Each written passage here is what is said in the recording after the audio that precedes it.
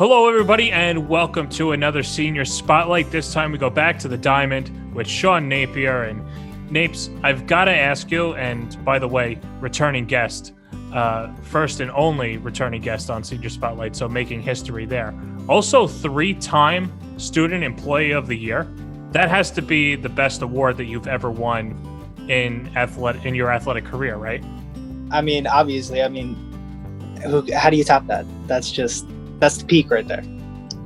What do you attribute your success as being a 3-time Student Employee of the Year? Is it the preparation? Is it the networking? It's all Coach Joe. His shadow and him led me to the top. And Brandon, of course. Brandon and Joe. But let's get serious for a second, though. I know that Coach Joe has an impact on a lot of the players. He was a former player himself. What did you learn about him while you were playing with him and then obviously working with him? I really learned what I would look for in a coach, because I never had a coach before him that resonated with me or that actually got through. You know what I mean? Coach Joe was the first kind of guy that really just took guys as they are and just tried to help and was just there and made it known. I don't know, the way he connects with, not just me, but every single kid. It's crazy. Just his ability to do that. It's inspiring. You had the opportunity to go down to Myrtle Beach for 4 seasons with John Jay. How special were those trips, and what did you learn about your teammates in your time down south? Too much. Those trips really are they were the most special because of how close the team got. Not just my teammate to a teammate, but us and the coaching staff too. I mean, I remember it was a classic prank we played on Coach. We would go to this this barbecue place, or this local place. Went in and told the waiter that it was Coach's birthday. And they made him a balloon hat and he had to wear it. They sang. It was the funniest thing. But it was little stuff like that just brought us all, so close together.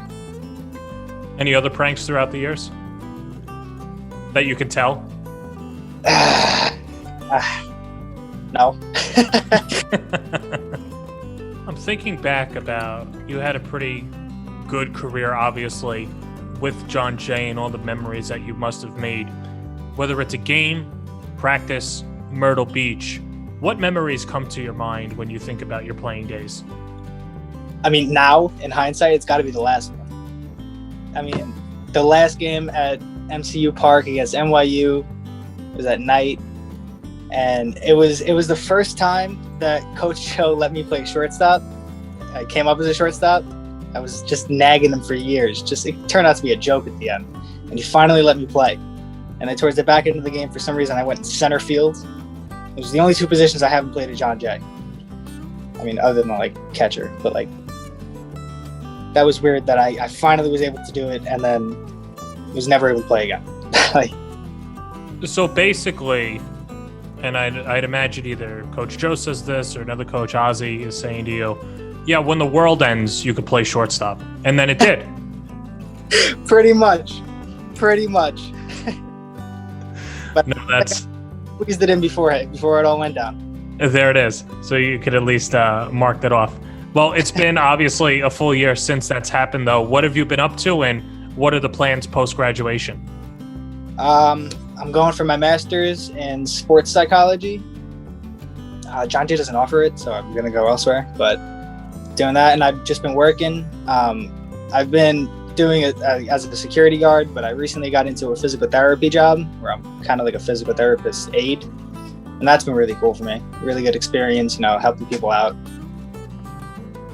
With sports psychology, what is the dream job? Do you want to get into coaching? Is it maybe sports therapy? Yeah, I mainly want to get into the counseling realm, but definitely coaching. I want coaching to be in my future. That just I want it to kind of coincide, maybe in a university or a high school or wherever I land.